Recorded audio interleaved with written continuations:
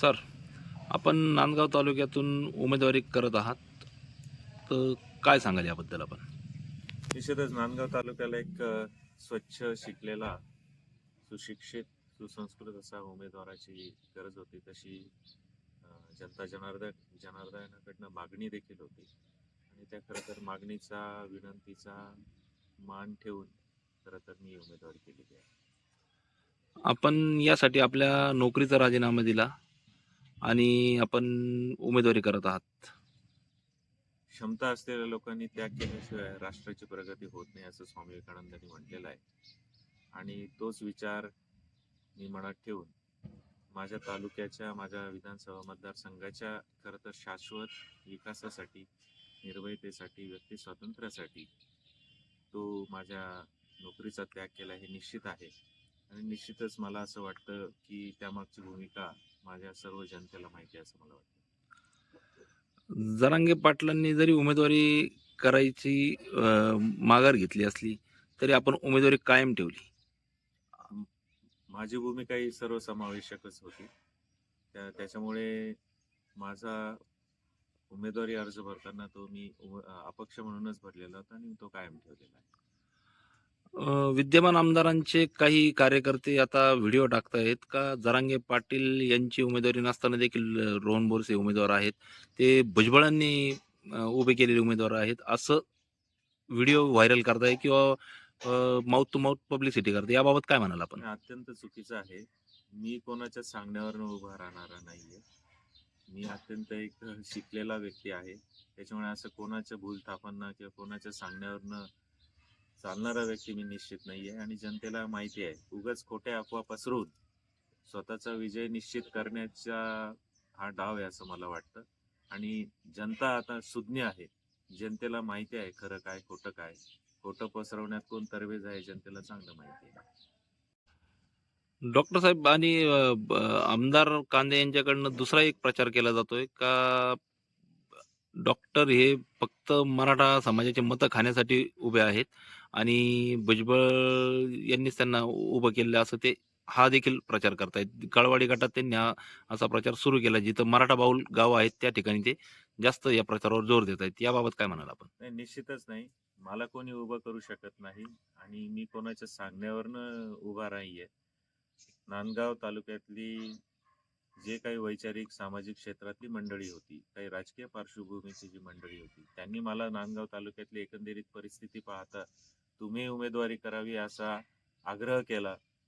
आग्रह बरोबरच काहींनी मला हक्काने सांगितलं आणि तो विचार करून खरं तर मी माझा नोकरीचा राजीनामा देऊन त्याग करून खरं तर मी एवढा मोठा निर्णय घेतलेला आहे.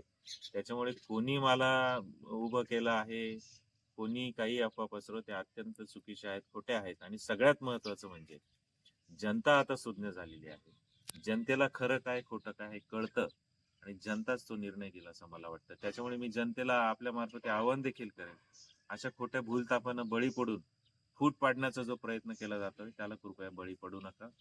योग्य वेळ आहे, योग्य ते ओळखा, हेच मी त्यांना सांगू इच्छितो. तालुक्यात विकास झाला असं कांदेंतर्फे सांगण्यात येतं आणि त्यांच्या कार्यकर्त्यांतर्फे तोच प्रचार चालू आहे.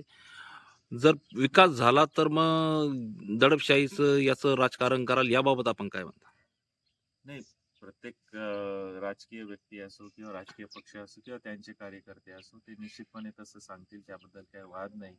पण मला असं वाटतं माझी भूमिका ही शाश्वत विकासाची आहे, दर्जेदार विकासाची आहे. आणि त्यामध्ये मला असं वाटतं सर्वप्रथम मला जी प्राथमिकता वाटते ती म्हणजे तरुणांना व्यवसाय कौशल्य, तरुणांच्या हाताला कौशल्य, रोजगार, त्यांना स्पर्धा परीक्षेमध्ये टिकतील असं शिक्षण, हेच मला असं वाटतं खरं तर विकासाचा पाया असण्याचं धोरण आहे. आपण नांदगाव तालुक्यात ज्यावेळेस ड्युटी करत होता त्यावेळेस देखील तुम्हाला बराच त्रास देण्यात आला होता. आता सध्या जी उमेदवारी करताय, आता काही त्रास होतोय काय? नाही नाही, अजून तरी तसा काही त्रास नाही. आपली जी उमेदवारी आहे ही केवळ मराठा समाजाची नाही, तर बहुसंख्य आणि संपूर्ण नांदगाव तालुक्यासाठी, बहुजन समाजासाठी उमेदवारी आहे. याबाबत आपण काय म्हणाल? निश्चितच सर्वसमावेशक भूमिका आहे माझी आणि आपण सर्वांना सगळ्यांना बरोबर घेऊन चाललं पाहिजे, हीच माझी भूमिका. या 2 बलाढ्य आर्थिक सर्व गोष्टी सक्षम उमेदवारांपुढं आपल्याला हे आव्हान आहे. आता हे आव्हान कसं पेललं जाते आपल्याकडनं? 2 बलाढ्यांपेक्षा मला असं वाटतं 3 बलाढ्य आहेत. आणि मला असं वाटतं, की जबाबदारी घेतली पाहिजे. मी एका वैचारिक भूमिकेमधनं आलेलो आहे. समोर कोण आहे त्यापेक्षा मला असं वाटतं माझी वैचारिक भूमिका, तालुक्याची गरज ही महत्त्वाची आहे माझ्यासाठी. आपण नांदगाव तालुक्यातले भूमिपुत्र आहात. आपण इथे बऱ्याच निवडणुका पाहिल्यात. तुम्हाला नाही वाटत का ही पहिली निवडणूक असेल का ही जातीपातीच्या राजकारणावर एकदम खालच्या पातळीवर चाललेली? याबाबत काय म्हणाल आपण? निश्चितपणे संपूर्ण नांदगाव तालुक्यातच नाही, संपूर्ण महाराष्ट्रभर हे जातीपातीचं राजकारण अत्यंत खालच्या थराला गेलेलं आहे.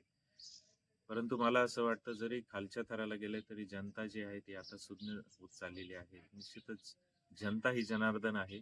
जनतेने निवडणूक हाती घेतलेली आहे. जनताच त्याला उत्तर देईल. मराठा समाजाला आरक्षण मिळावं, मात्र ओबीसीच्या आरक्षणाला धक्का लागू नये, असं शिवसेनेच्या कोल्हापूर येथील अधिवेशनात आमदार कांदे यांनी प्रस्ताव मांडला आणि त्याला बहुमताने मंजुरी मिळाली. तर याबाबत मराठा समाजाची आणि आपली काय भूमिका आहे? निश्चितच जो ज्याचा हक्क आहे तो त्याला भेटला पाहिजे असं मला वाटतं. आमदार कांदेंची भूमिका ओबीसीतून आरक्षण देऊ नये अशी होती. याबाबत आपण काय म्हणाल? कुणबीचे अनेक दाखले हे मराठा समाजाच्या लोकांकडे आहे. त्याच्यामुळे त्यातनं आरक्षण देऊ नये हे कोणी सांगू शकत नाही. तो संविधानिक अधिकार आहे. सर, आपण उमेदवारी करतात आणि आपलं तालुक्यासाठी काय काय नियोजित प्लॅनिंग वगैरे काय घेऊन आपण जनतेसमोर जाणार आहात? निश्चितच माझा रोडमॅप तयार आहे. परंतु मला असं वाटतं 3 गोष्टीवर माझा सगळ्यात जास्त भर राहणार आहे. ते म्हणजे तरुणांना दर्जेदार शिक्षण. आज आपल्या तालुक्यातल्या तरुणांना उच्च शिक्षणाची कुठलीच व्यवस्था आपल्याकडे उपलब्ध नाही. त्याचबरोबर तालुक्यामध्ये एकही शासकीय असं कुठल्याच डिग्रीचं महाविद्यालय आपल्याकडे नाहीये. त्याचबरोबर स्पर्धा परीक्षांमध्ये आपले तरुण टिकतील असं कुठलंच दर्जेदार शिक्षण खरं तर आपल्या तालुक्यामध्ये विधानसभा मतदारसंघामध्ये कुठेच दिलं जात नाही. आणि खरा जर शाश्वत जर विकास आहे तो तरुणांपर्यंत जर पोहोचला नाही तर तालुक्याचा विकास कधीच होणार नाही. त्याच्यामुळे माझ्यासाठी एक उच्च शिक्षित म्हणून मला असं वाटतं मी तरुणांच्या शिक्षणावर जास्तीत जास्त भर देणार आहे. त्याचबरोबर आज तालुक्यामध्ये शेतीच्या सिंचनाची व्यवस्था ती अत्यंत कमी आहे. ती शेती सिंचनासाठी व्यवस्था वाढवणं जेणेकरून शेतीमालाचा उत्पन्न वाढणार आहे, जेणेकरून शेतकऱ्यांना जास्त पैसे मिळणार आहे. हा एक दुसरा माझा मुद्दा आहे. आणि प्रत्येकाच्या हाताला काम आणि व्यक्ती स्वातंत्र्य आणि निर्भयता हे माझा खरं तर रोड मॅप आहे आणि हा माझा विकासाचा खरं तर दिशा आहे. लोकांना, जनतेला मला एवढंच विनम्रपणे सांगायचं की या ज्या काही अफवा ज्या उठवल्या जातात त्या अत्यंत चुकीच्या आहे. मला कोणी उभं केलेलं नाही. तालुक्यातली परिस्थिती, तालुक्याची गरज आणि तालुक्यातल्या ज्या काही निर्भयतेचं आणि व्यक्ती स्वातंत्र्याच्या वातावरणाची गरज ते पाहता खरं तर अनेक वरिष्ठ राजकीय, वैचारिक, सामाजिक क्षेत्रातील लोकांनी मला सांगितलं म्हणून तर खरं मी उमेदवारी केलेली आहे.